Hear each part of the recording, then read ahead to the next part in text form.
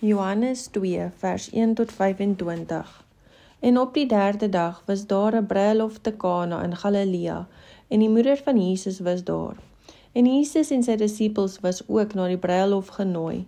En toe daar wyn kort kom, sê die moeder van Jesus vir hom, hulle het geen wyn nie. Jesus sê vir haar, vrou, wat het ek met dit te doen? My uur het nog nie gekom nie. Sy moeder sê vir die dienaars, net wat hy vir julle sê, moet julle doen.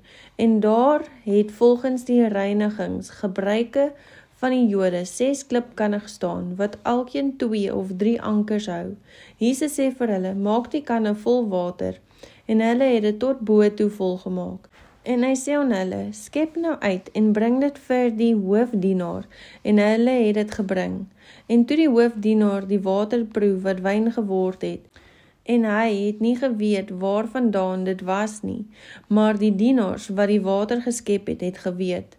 Roep die hoofdienaar die bruidegom en sê vir hom, elke mens sit eers die goeie wyn op, en wanneer hulle goed gedrink het, dan die slegste, maar ieder het die goeie wyn tot nou toe bewaar.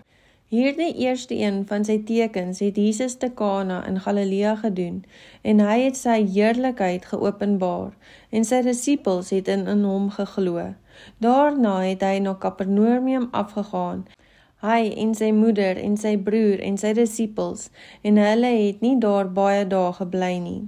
En die Pasga van die Jode was naby, en Jesus het opgegaan na Jerusalem. En hy het in die tempel gevind die wat beeste en skape en duwe verkoop, en die geldwisselaars wat daar sit. En hy het 'n sweep van touwtjies gemaak en almal uit die tempel uitgedrywe, ook die skape, die beeste en die klein goed van die wisselaars het hy uitgegooi en hulle tafels omgekeer. En vir die duiweverkopers het hy gesê, neem daardie dinge hier weg, moenie die huis van my Vader 'n handelshuis maak nie. En sy disippels het onthou dat daar geskrywe is, die ywer vir u huis het my verteer. Toe antwoord die Jode en sê vir hom, watter teken toon u aan ons, dat u hierdie dinge doen? Jesus antwoord en sê vir hulle, breek hierdie tempel af, en in 3 dae sal ek dit oprig. En die Jode sê, 46 jaar lank is aan hierdie tempel gebou, en sal dit in 3 dae oprig. Maar hy het oor die tempel van sy liggaam gespreek, en toe hy opgestaan het uit die dode, het sy disippels onthou, dat hy dit vir hulle gesê het, en hulle het die skrif geglo in die woord wat Jesus gespreek het.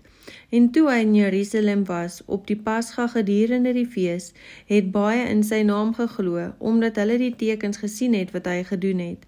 Maar Jesus self het hom aan hulle nie toevertrou nie, omdat hy almal geken het, en omdat hy nie nodig gehad het, dat iemand van die mens sou getuig nie, want hy self het geweet wat in die mens is.